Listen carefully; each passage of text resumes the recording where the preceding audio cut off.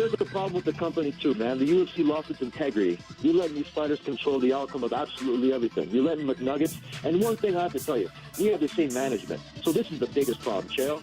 Anytime I say that I was going to call up my shots, even buy a Darce for Mike Rio, my management went and told Conor to go and said, hey, the next interview, I tell you what, why don't you tell him to fucking predict your fight? And that way, you know what, it'll come back towards you and you'll be great. And here's the other thing. The dude stole all my quotes, bro.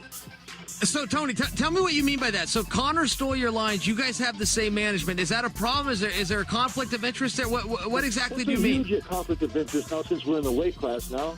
It's a huge, don't you think so? I would think so. I mean, if you're going to try to, like, hold ones to be your money maker, you would want to keep them there. And my direct quote when I fought Abel Trujillo before even McNuggets stepped in the picture was, I don't look past my opponents. I look through them. Look on the timeline, check that shit out, and get back to me. Wow.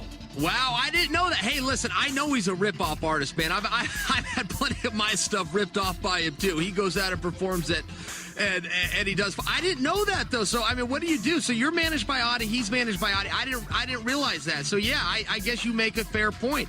If he is the guy on top of the bill and now he moves into the weight class, politically, do you have a problem? I don't know. I guess that's for you to decide, but I see your point. Well, I guess the biggest issue is funny, actually. Me and Bisping were actually sitting in the office one time, and it was funny because Bisping was one of the first guys to get signed by them. And then here I come in there. We're Ultimate Fighters. You know, you had Uriah Hall and all these other guys. And then all of a sudden you have McNuggets here, and then all of a sudden all the pictures in the whole entire place changed. Interesting, bro. And then I hear from Bisping, he's like, fuck this. My picture was up on the wall all the time, and now I got fucking Conor over here. It's interesting, bro. When new energy comes around, people change like chameleons, man. Their colors change faster than them. Wow. I love that shit. I stay true to myself, man. Screw all that other stuff.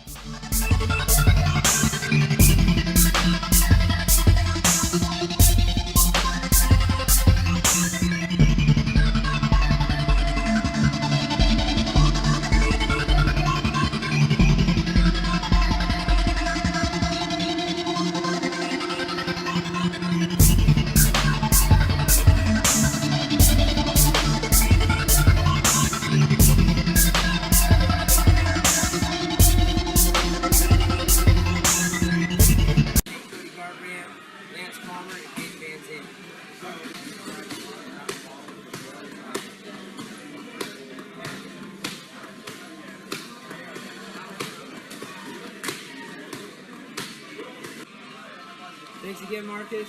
Team Alpha Male's behind you in your movement, making a difference.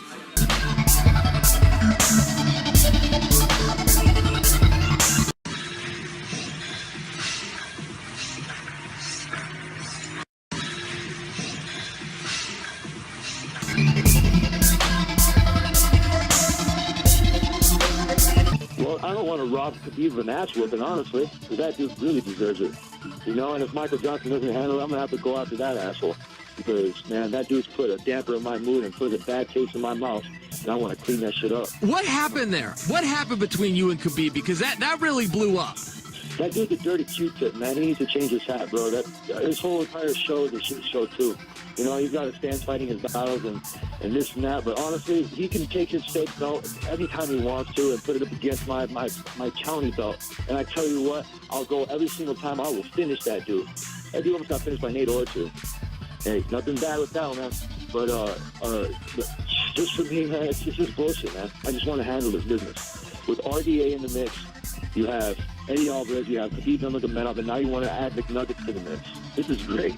I can give a shit who has that belt. When it's my time, they're going to be the lucky one to draw that lucky lotto number, man. It's going to be really fun for me, and not so much for them.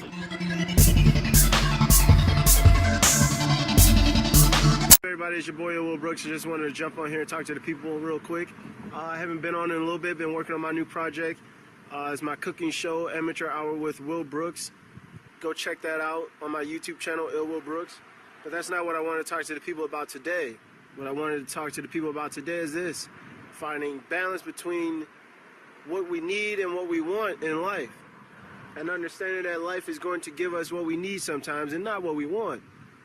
But if you are able to accept and appreciate the things that life decides that you need at that time, there will be openings, opportunities presented to you to go and get what you want.